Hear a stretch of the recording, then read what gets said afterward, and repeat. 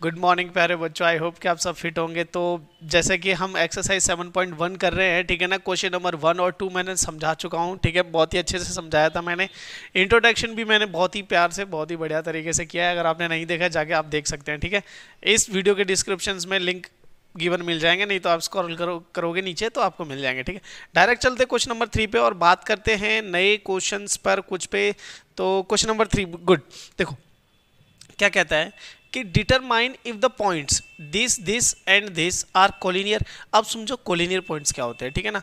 Points कौन से, collinear points कौन कौन से होते हैं वो समझ लो, ये आगे तक हेल्प करेगा। इस टर्म को समझ लो भाई। वो पॉइंट्स होते हैं जो एक लाइन में होते हैं, ठीक है। कोलिनियर पॉइंट्स क्या होते हैं, वो पॉइंट्स जो एक लाइन में हो। जैसे for example A B C, ये एक स्ट्रेट लाइन पर, किसी स्ट्रेट लाइन पर होने वाले पॉइंट्स को हम कोलिनियर पॉइंट्स कहते हैं। That is simple. अगर हमने यहां बना दिया और एक यहां बना दिया कि these points are non collinear, इनको क्या बोलते हैं, नॉन कोलिनियर, ठीक है ना। इनको क्या बोलते हैं, नॉन कोलिनियर, ठीक है। इसको प्रूफ करने के लिए बहुत सारे तरीके हैं। बहुत आता है कि एक तो तीनों पॉइंट्स के बीच में अगर एरिया 0 है तो वो कोलिनियर हो जाते हैं। दूसरा कहानी ये कहता है कि किसी दो साइड का सम अगर तीसरी साइड के सम के बराबर आ जाता है तो पॉइंट्स कोलिनियर होते हैं। जैसे अभी हमने एग्जांपल में क्वेश्चन किया था कि बच्चे एक लाइन में बैठे हुए थे, वो पूछता है कि क्या ये बच्चे एक लाइन में हैं। इन द सेंस इनडायरेक्टली वो पूछना चाहता है कि क्या ये पॉइंट्स कोलिनियर हैं। तो कोलिनियर पॉइंट्स होने के लिए करना क्या होता है, हमें ये बताना पड़ता है कि ये पॉइंट्स क्या हैं, एक लाइन में है। और लाइन का क्या मतलब होता है कि भाई अगर दो पॉइंट्स लाइन में, जैसे ए बी सी तीनों लाइन में है, ठीक है, तो ए बी का डिस्टेंस प्लस बी सी का डिस्टेंस बराबर होगा ए से लेके सी तक के डिस्टेंस के लिए, ठीक है।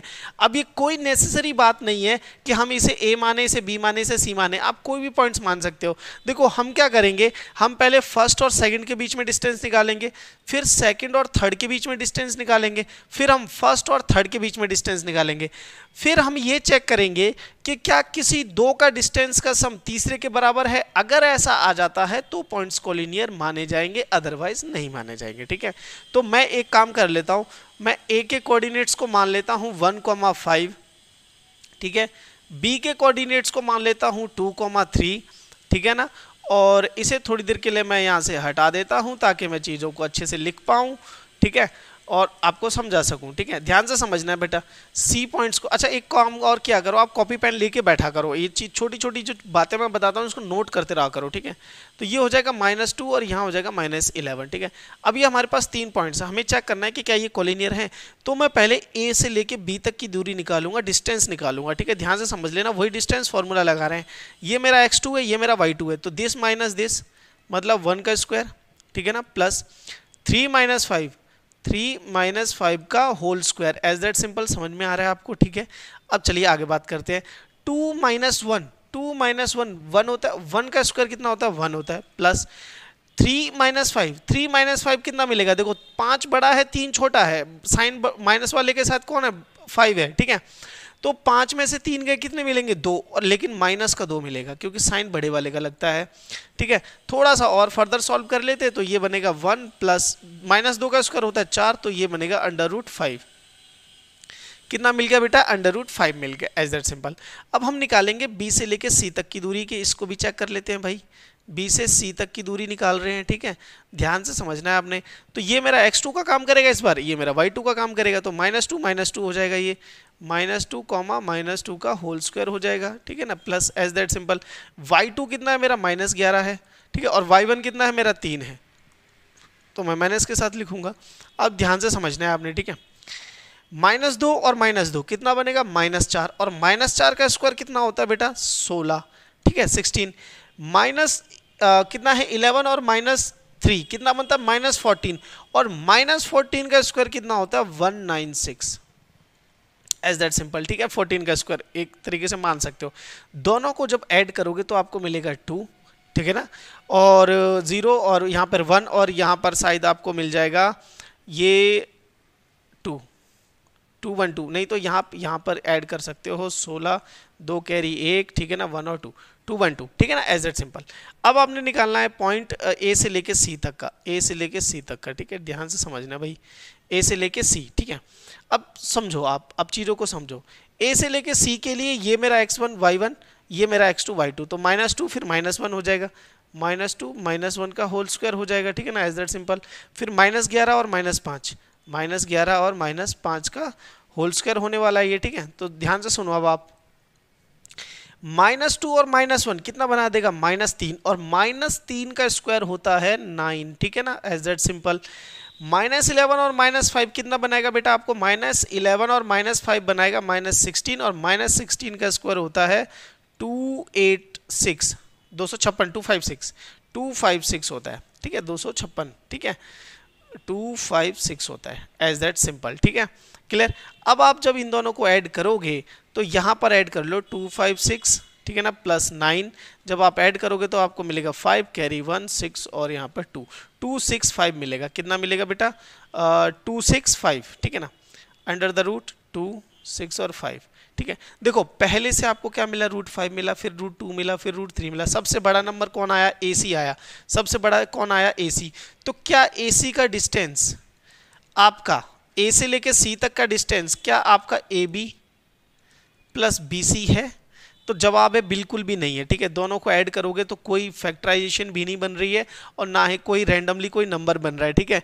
तो ये these points are not collinear, आप लिख सकते हो these points are non collinear points, ठीक है ना, नॉन कोलिनियर पॉइंट्स, ठीक है ना, एज दैट सिंपल आप लिख सकते हो। अगर ये बराबर आ जाता, सबसे बड़ी साइड क्या है, ये है, अगर इसका सम इन दोनों के सम के बराबर आ जाता तो मैं कह देता कि ये कोलिनियर है, अदरवाइज ये कोलिनियर नहीं है। Clear as that.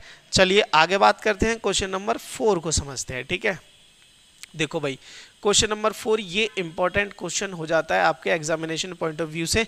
कैसे कि पूछ रहा है कि ये पॉइंट 5, -2, 6, 4 और 7, -2 are the vertices of an isosceles triangle.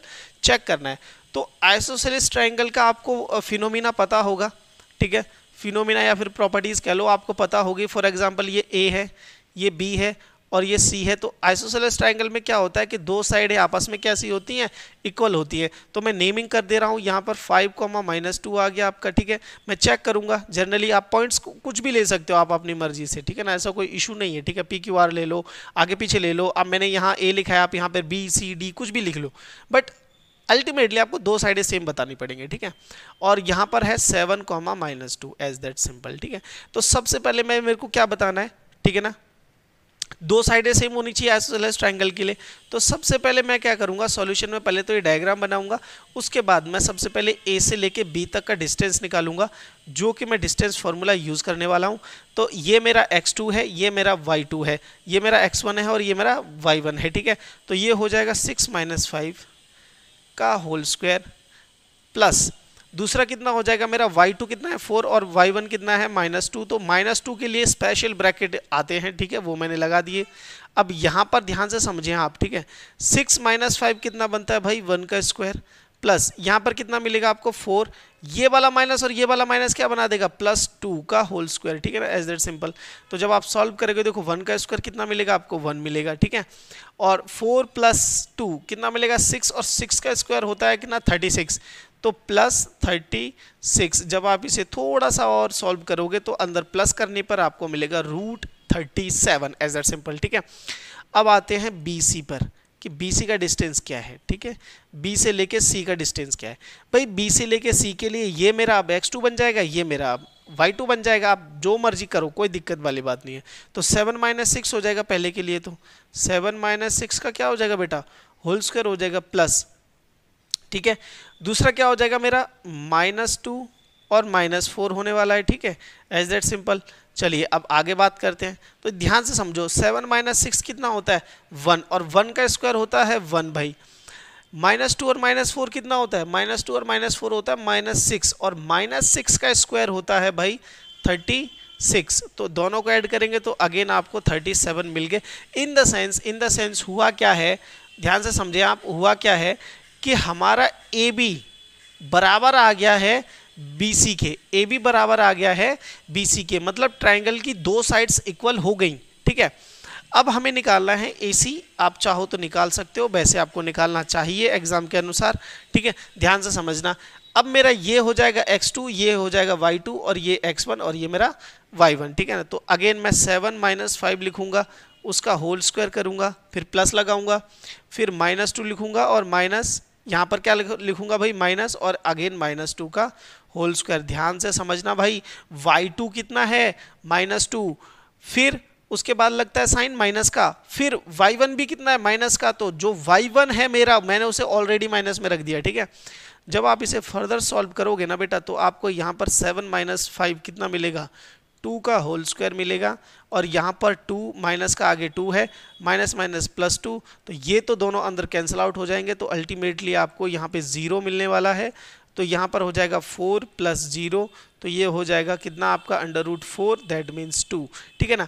तो आप लिखोगे कि एज ए बी, हमारी दो साइड तो बराबर आ गई, as A B equals to B C, A B equals to B C in triangle, जो हमारा ट्राइंगल था, और वो ट्राइंगल क्या था, triangle A B C, triangle A B C में दो साइडें सेम है, देयरफॉर इट इज एन, क्या है ये, आइसोसेलेस ट्राइंगल है, आपका आइसोसेलेस ट्राइंगल है। हमने क्या कर दिया, ये चेक कर दिया है, और हमने ये बता दिया है कि दो साइडें सेम है, दैट मीन्स ए बी बराबर है बी सी के √37 एंड √37, ठीक है, एज दैट सिंपल।